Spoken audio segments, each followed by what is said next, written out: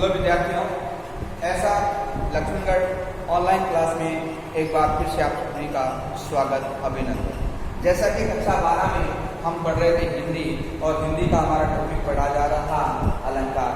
अलंकार का आपने पूर्व में वीडियो में पढ़ा कि क्या इसकी परिभाषा होती है, इसका क्या मीनिंग होता है, उसके कितने भेद होते हैं, ये सारे आप सभी ने पहले जाने हैं। विद्यार्थियों, जैसा कि आप पढ़ चुके हैं कि अलंकार काव्य की शोभा, अलंकार काव्य की शोभा।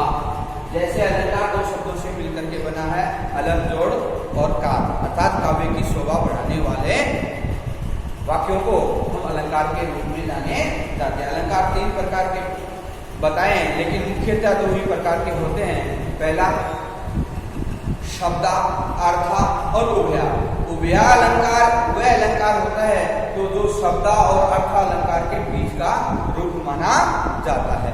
विद्यार्थियों, हमारे जो व्याकरणाचार्य हैं, आचार्य भट्टमुनि हैं, हम मुमट है आदि ने क्या किया कि अलंकार को 2 ही भेद माने, कौन से? शब्दा और अर्था।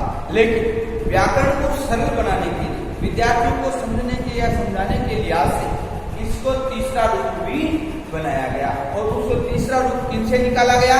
शब्दालंकार से और अर्थालंकार के उनके बीच से निकाल करके एक तीसरा नाम निकाल लिया गया, उभया अलंकार। और उभया अलंकार जो दोनों का एक मिला जुला मिक्स रूप है, उसे हम उभया अलंकार के नाम से जानेंगे।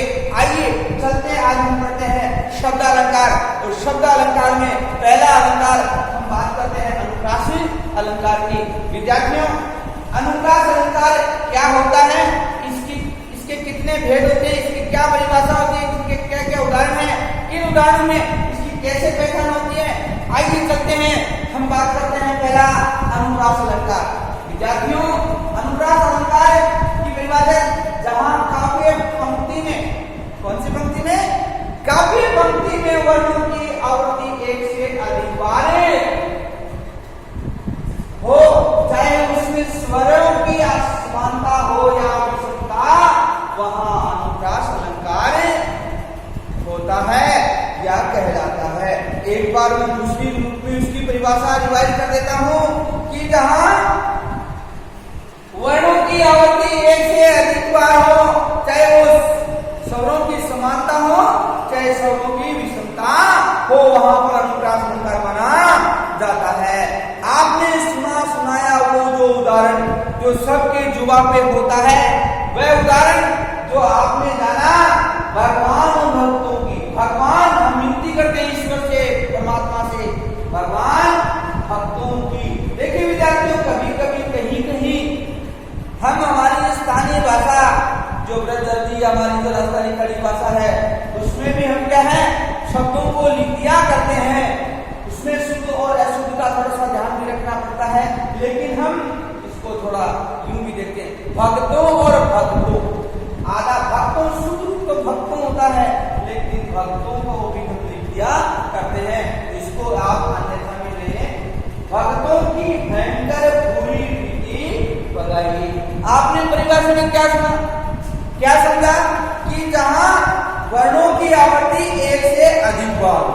अब ये बात शब्दालंकार में आपको जानना है कि वर्णों की आवृत्ति जहां 1 से अधिक बार हो, वहां पर अनुप्रास अलंकार होता है।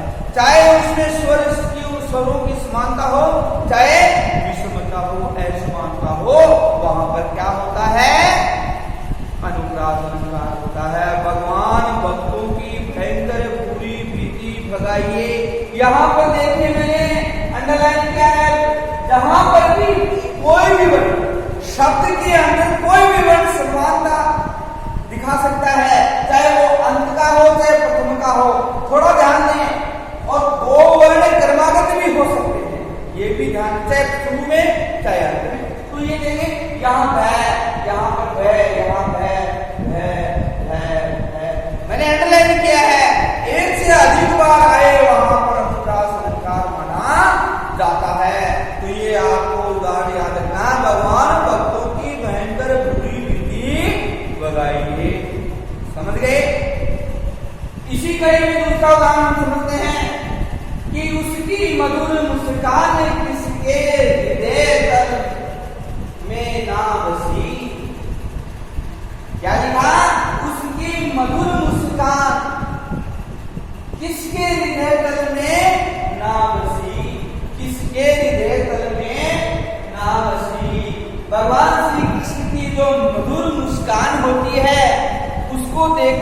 तो हर कोई मोहित हो चला होता है।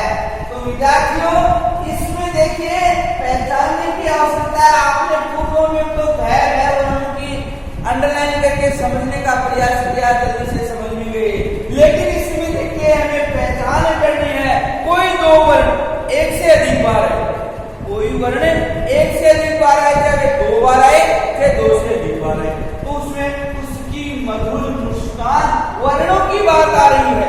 तो यहाँ मैं और मैं कितनी बार आया? 2 बार आया। तो मधुर मुस्कान आगे देखिए नहीं है, व्यंजन है, यहाँ पर नहीं आ रहा है। तो यहाँ पर क्या आएगा कि मैं 2 बार आया है। स्वरों की भिन्नता है, स्वरों की क्या है? भिन्नता है। लेकिन मैं 2 बार आने से अनुप्रास अलंकार माना जाता है। यूं आपको समझने का प्रयास करना चाहिए। अब आता है नेक्स्ट इसका उदाहरण। हम अनेक उदाहरणों के माध्यम से अनुप्रास अलंकार को समझने का प्रयास करेंगे। तो चलते हैं। छोटी है गोरटी या चोरटी अहिर की। देखिए, छोटी है गोरटी या चोरटी अहिर की। अब यहाँ पर भगवान श्री कृष्ण के बारे में कहा गया, छोटा है, नटखट है, वाचाल है और सुंदर है, मोहित करने वाला है। यहाँ पर देखो कौन से वर्ण की आवृत्ति हो रही है? आगे तय। देखिए, छोटी में तय, गोरटी में तय और चोरटी में तय। कोई वर्ण 2 से अधिक बार आया, 1 से अधिक बार आए, वहां हम अनुप्रास अलंकार लिखते हैं, पहचानते हैं, समझते हैं। अब बात आती है कि तय से काव्य की सुंदरता को बढ़ाना। क्या है? तय से काव्य की सुंदरता बढ़ना। क्या हो गया है? बढ़ना।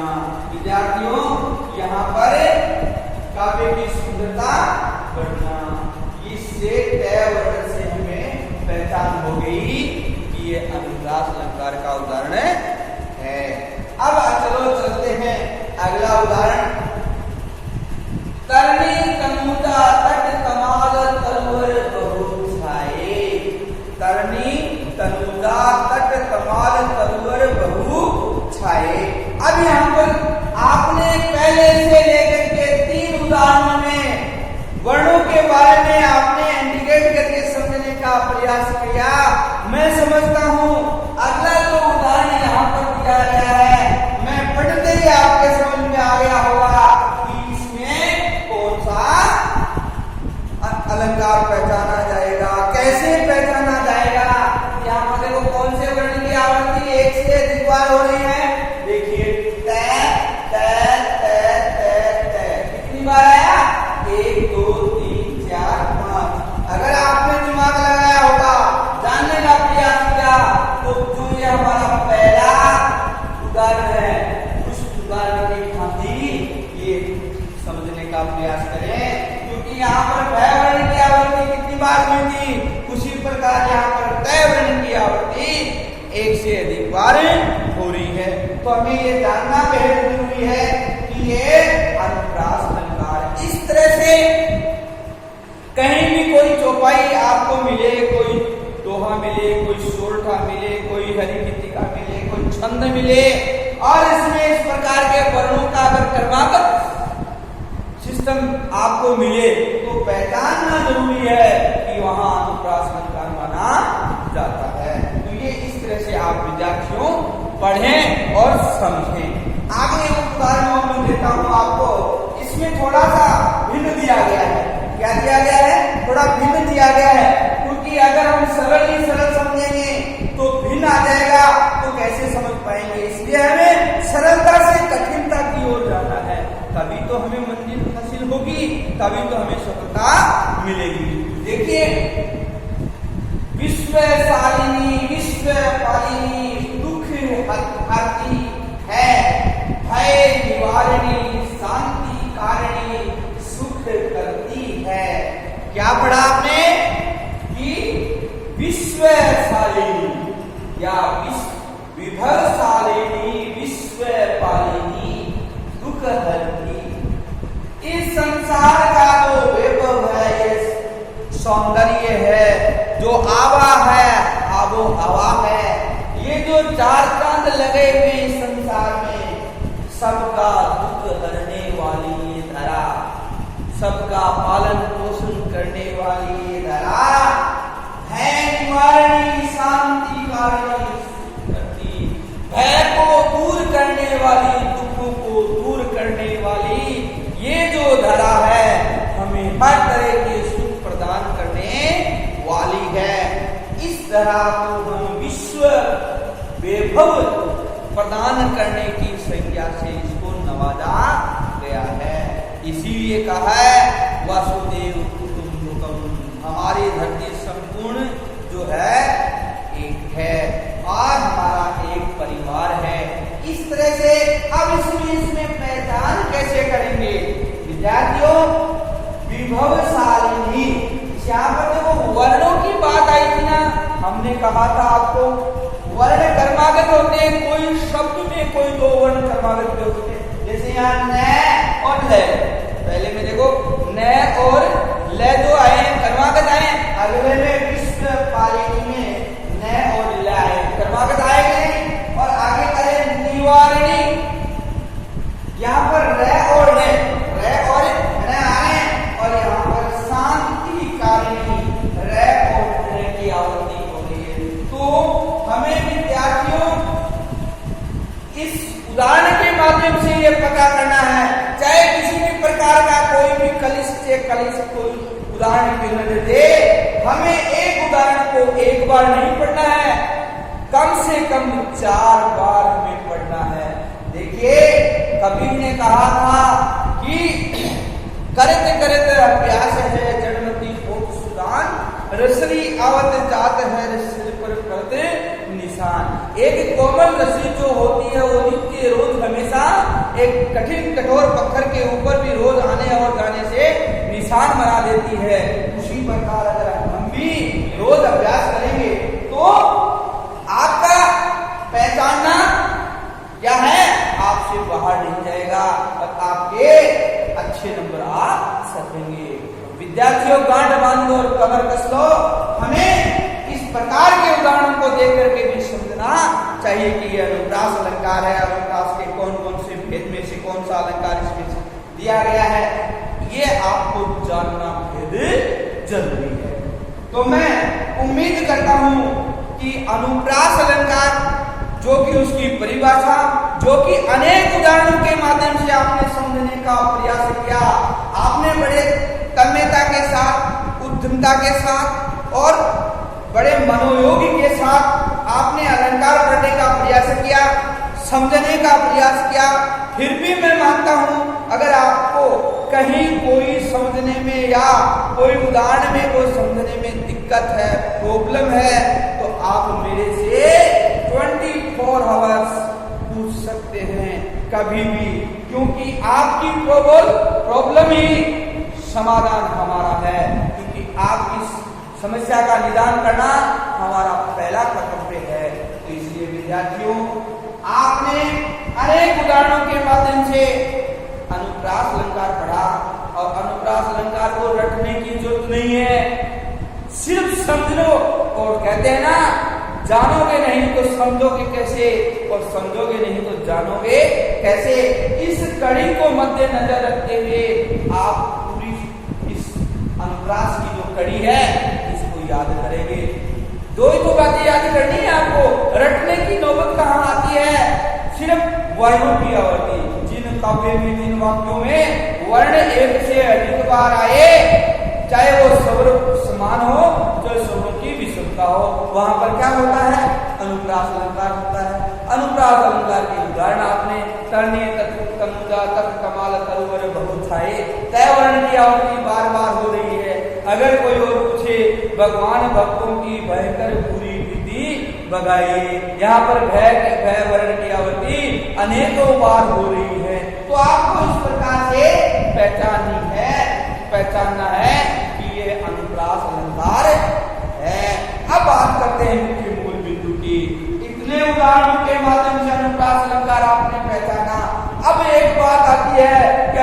ये कहता है कि मैं अकेला नहीं हूं, मेरे साथ 5 सदस्य और है। क्या है? 5 सदस्य। जैसे हाथ की कितनी अंगुलियां होती हैं? ये 5 होती हैं। हाथ की हथेली ऐसे खुलती है तो ये 5 का इंडिकेट करती है। जब अंगुली ये बंद होकर के ऐसे होती है तो इसको बोलते हैं यूनियन। और यूनियन से एक क्या बन जाता है? बहुत बड़ा पावरफुल, जिसको आप जानते हैं। तो ये पावरफुल इसके अंग है। अनुप्रास पावरफुल तभी बन पाता है जब इनके जो 5 सदस्य इनका साथ देते हैं, इनका मान बढ़ाते हैं। क्योंकि 5 वेदों के रूप में अनुप्रास अलंकार को पढ़ा और समझा जाता है। अब देखिए क्या क्या होते हैं इनके नाम। जैसे हमारे हाथ की अंगुलियों के 5 के नाम होते हैं, उसी प्रकार अनुप्रास ने भी इनके नामकरण संस्कारों से इसको अलंकृत किया है। और ये अलंकृत, ये सुशोभित होने वाले वो नाम देखिए क्या है? अनुप्रास अलंकार के भेद आगे पढ़ते हैं और जानते हैं। पहला छेकानुप्रास, प्रत्यानुप्रास, स्तुत्यानुप्रास और अंत्यानुप्रास, और क्या है? लाटानुप्रास। विद्यार्थियों,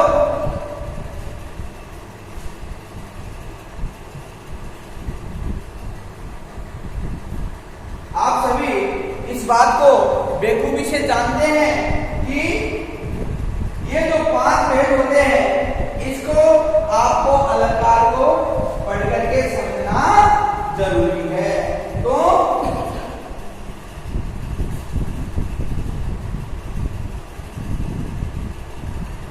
आप ध्यान दें। अब 5वां आता है लाटानुप्रास। क्या या? लाटानुप्रास। देखिए, छेका, प्रत्या, स्तुत्या, अंत्या और लाटानुप्रास, ये 5 अलंकार आपको अनुप्रास के भेद के रूप में पढ़ने हैं और जानने हैं। तो अगली वीडियो में हम मिलेंगे अनुप्रास के जो भेद के रूप में पढ़ेंगे। और पहला भेद होगा कौन सा? हमारा छेकानुप्रास अलंकार। तो आज के लिए इतना ही। और सुनिए एक बात और फिर, क्योंकि इन सब अलंकारों को आपको एक स्क्रीनशॉट लेना है। क्या लेना है?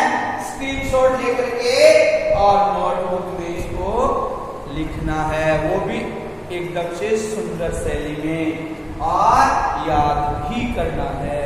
तो मैं उम्मीद और आशा लिए रखता हूं कि जो पढ़ाया उसको बेखूबी से दिमाग में रखेंगे। जब मैं पूछने का मेरा समय आएगा मैं आपसे पूछूंगा।